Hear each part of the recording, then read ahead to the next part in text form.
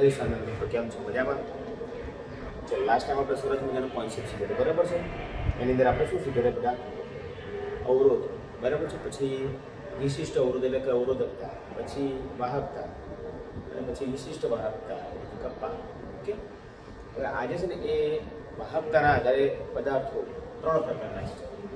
આજે આગળ ટોપિક આપણે શીખીશું વાહકતાના આધારે વાહકતાને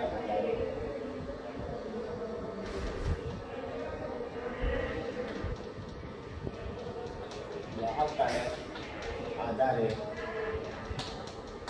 પદાર્થો. Okay right. પછી સેકન્ડ પોઈન્ટ જે છે એ વાહકતાના પ્રકાર.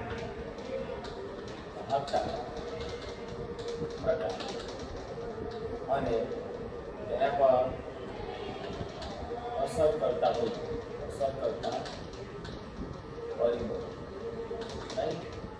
ત્રીજો પોઈન્ટ છે અવરોધ માપવા. અવરોધ માપવા માટે નડતી સમસ્યા. એ સમસ્યાનું આપણે શું છે નિવારણ. ફોર વાહકતા કોષ ની રચના. કોષની રચના અને એના આધારે વાહકતા, કોષની રચના અને કોષ રચના.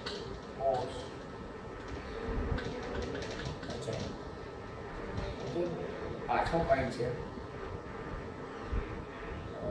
અવરોધ અને વાહકતા.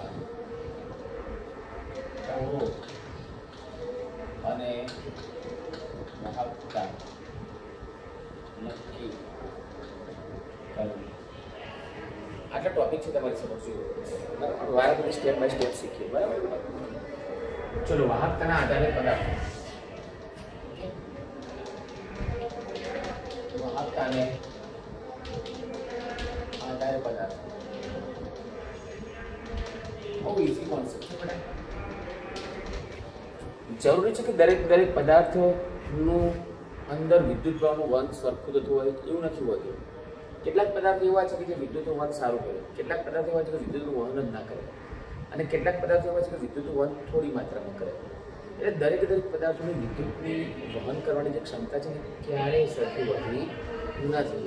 એટલે એ પ્રમાણે આપણે પ્રકાર પણ છે એક વાહક પદાર્થ. બરાબર. એક વાહક પદાર્થો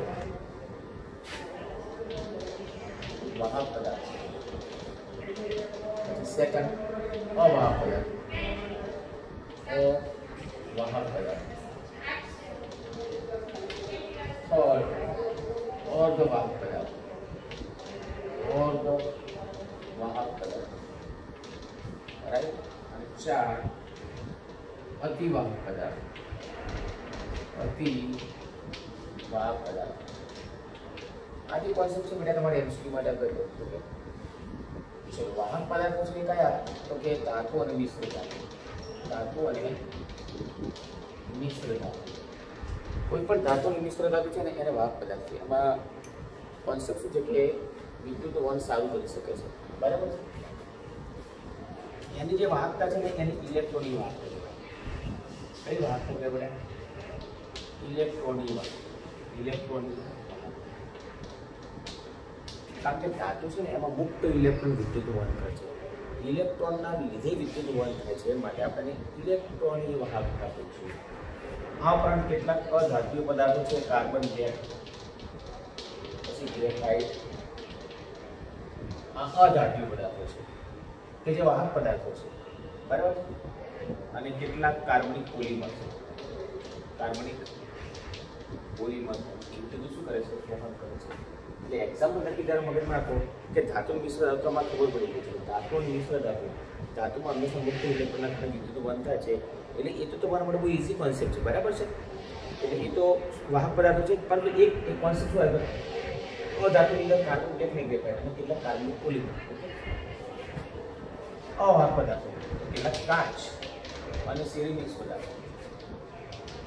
પછી કે મિક્સ પદાર્થ, જે વિદ્યુત વહન ના કરે એની વાહકતા ખૂબ જ ઓછી હોય એટલે નહીં વધુ અવાહક પદાર્થો છે, વિદ્યુત વહન કરતા નથી કે જેમાં અવરોધ પુષ્કળ હોય. એટલે આમ એક્ઝામ્પલ આપણે તો અવરોધ પુષ્કળ હોય અને વાહકતા નહીં હોય, વાહકતા કેવી હોય નહીં હોય એ અવાહક પદાર્થ. અર્ધવાહકોની અંદર જે વાહકતા છે ને વાહકતા એ વાહક અને અવાહકની વચ્ચે હોય છે. વાહકતા એ છે ને વાહક પદાર્થો વાહક અને અવાહકની વચ્ચે હોય છે, પદાર્થની વચ્ચે હોય છે. તો આમાં એક્ઝામ્પલ શું સિલિકોન, પછી ડોપિંગ કરેલ સિલિકોન,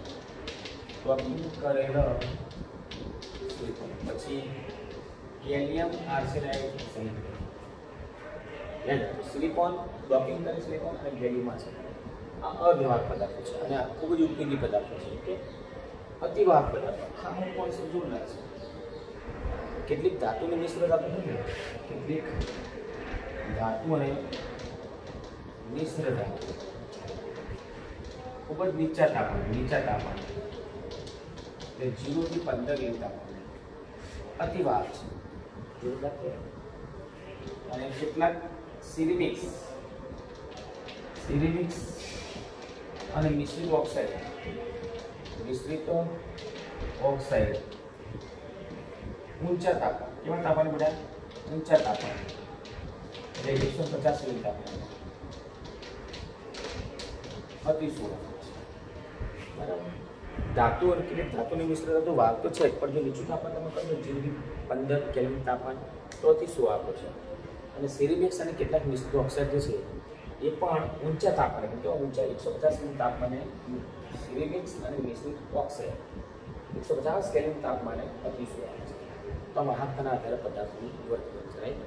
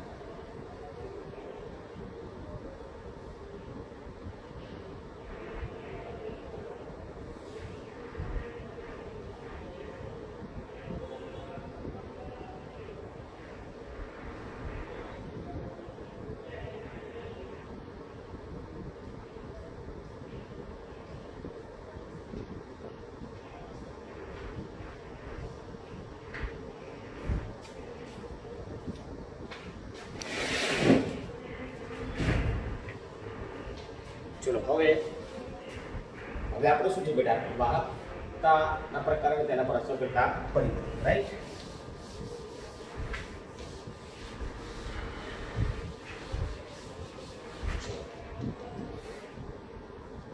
વાહકતાના પ્રકાર. રાઈટ. વાહકતાના પ્રકાર અને તેના પર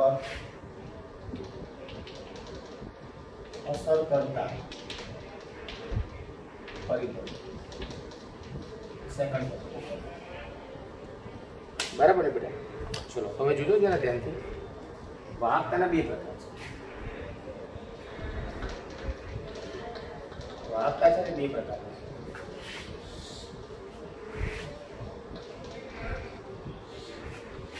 એક ધાત્વીય વાહકતા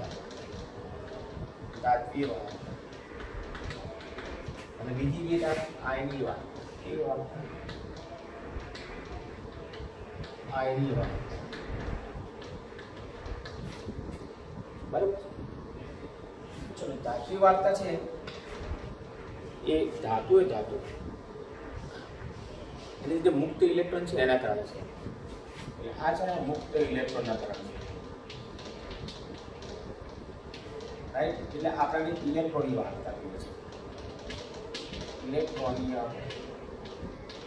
વાહકતા કહેવાય છે બરાબર છે હવે એમાં ઇલેક્ટ્રોનની સંખ્યામાં કોઈ ફેર ના પડે બરાબર ઇલેક્ટ્રોનની સંખ્યામાં ફેર ન પડે એટલે મતલબ શું થયો એમાં રાસાયણિક ફેરફાર ના થાય કારણ કે ઇલેક્ટ્રોનની સંખ્યા બદલાય તો જ રાસાયણિક ફેરફાર થાય મતલબ શું એક વસ્તુ તમે સમજાવી કે કોઈ પણ જે પદાર્થ કે કોઈ પણ તત્વો હોય બરાબર એ તત્વોના ગુણધર્મો રાસાયણિક ગુણધર્મો ક્યારે બદલાય કે જ્યારે ઇલેક્ટ્રોન રચના બદલાય જાય છે કારણ કે રાસાયણિક ગુણધર્મો યાની કે chemical properties depended on electron configuration right electron રચના બદલાય તો જ રાસાયણિક ગુણધર્મો બદલાય છે એટલે કે ઇલેક્ટ્રોનની સંખ્યા બદલાય તો જ રાસાયણિક ગુણધર્મો બદલાય છે તો ધાતુની અંદર શું ઇલેક્ટ્રોન નીકળી નહીં જતા ઇલેક્ટ્રોન ગતિ કરે છે ધાતુની અંદર જ એટલે કે ઇલેક્ટ્રોનની સંખ્યામાં કોઈ ફેર પડતો નથી રાઈટ મતલબ શું છે કે રાસાયણિક ફેરફાર થતો નથી રાસાયણિક ફેરફાર ના થાય ફેરફાર ન થાય પણ ભૌતિક ફેરફાર તરીકે તાપમાન હોય છે ભૌતિક ફેરફાર તરીકે તાપમાન હોય ચલો અસર કરતા પરિબળો અસર કરતા પરિબળો ઓકે ધાતુ વાહકતા પર અસર કરતા પરિબળો અસર કરતા પરિબળ આપણી પાસે અહીંયા ત્રણ છે 1 2 અને 3 ધાતુ છે ધાતુ એનો સ્વભાવ અને બંધારણ રાઈટ પછી એના સંયુક્ત ઇલેક્ટ્રોનની સંખ્યા સંયુક્તતા ઇલેક્ટ્રોનની સંખ્યા એટલે બાહ્ય કક્ષામાં રહેલા જે ઇલેક્ટ્રોન છે જેમ કે સોડિયમની બાહ્ય કક્ષામાં કેટલા ઇલેક્ટ્રોન છે 1 તો સોડિયમનો સંયુક્તતા ઇલેક્ટ્રોન 1 કહેવાય મેગ્નેશિયમની બાહ્ય કક્ષામાં કેટલા ઇલેક્ટ્રોન છે ચલો આ સોડિયમ રાઈટ તો સોડિયમની ઇલેક્ટ્રોનના શું છે તો કે નિયોન 3s1 તો બાહ્ય કક્ષામાં 1 ઇલેક્ટ્રોન આ જે 1 ઇલેક્ટ્રોન છે ને સંયુક્તતા ઇલેક્ટ્રોન કહેવાય છે હું મેગ્નેશિયમની વાત કરું તો નિયોન 3s2 ઇલેક્ટ્રોન છે રાઈટ ને તો 2 ઇલેક્ટ્રોન છે બાહ્ય કક્ષામાં અને આપણે સંયુક્તતા ઇલેક્ટ્રોન કહેવાય તો બાહ્ય કક્ષામાં રહેલા ઇલેક્ટ્રોન આપણે કેવા ઇલેક્ટ્રોન કહીએ છીએ સંયુક્ત અને સંયુક્ત ઇલેક્ટ્રોન પર છે ને ધાત્વિક વાહકતા આધાર રાખે છે લાસ્ટ છે તાપમાન પણ આમાં કેવું છે કે તાપમાન વધે તો વાહકતા ઘટે તાપમાન વધે તો વાહકતા શું થાય તો ધાત્વિક વાહકતા શેના લીધે જોવા મળે છે સંયુક્ત ઇલેક્ટ્રોન એને આપણે ઇલેક્ટ્રોનની વાત કરીએ એમાં ઇલેક્ટ્રોનની સંખ્યામાં કોઈ ફેર પડતો નથી એટલે રાસાયણિક ફેરફાર ના થાય ભૌતિક ફેરફાર તરીકે તાપમાન વધે અસર કરતા પરિબળો 3 છે બરાબર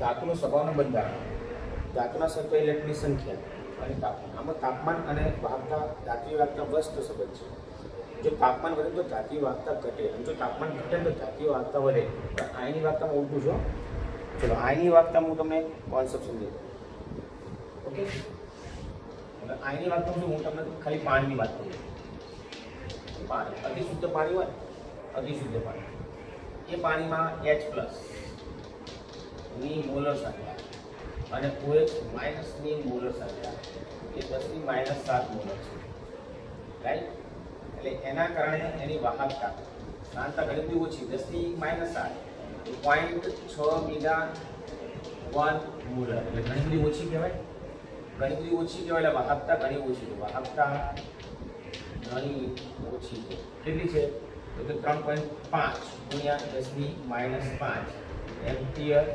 મીટર સ્ક્વેર બરાબર આ એની વાહકતા છે ઘણી બધી ઓછી બરાબર હવે આમાં શું છે કે તમે વિદ્યુત વિભાજ્ય તો પણ વિદ્યુત વિભાજ્ય એ વિદ્યુત વિભાજ્યને પાણીમાં દ્રાવ્ય થાય એટલે એનું આયનીકરણ થાય શું થાય આયનીકરણ થાય એટલે મુક્ત આયનો બને મુક્ત આયનો અને એ મુક્ત આયનોના કારણે મુક્ત આયનોની જે છે એના કારણે વિદ્યુત વહન થાય વિદ્યુતનું શું થાય વહન થાય વિદ્યુતનું વહન થાય એટલે વિદ્યુત વિભાજ્ય વાહકતા અથવા તો આયનીય વાહકતાને આપણે વિદ્યુત વિભાજ્ય વાહકતા પણ કહીએ વિદ્યુત વિભાજ્ય વાહકતા પણ તમે કહી શકો છો ચલો હવે એના પર અસર કરતા પરિબળો બરાબર જોઈએ આપણે આની વાર્તા પર અસર કરતા પરિબળો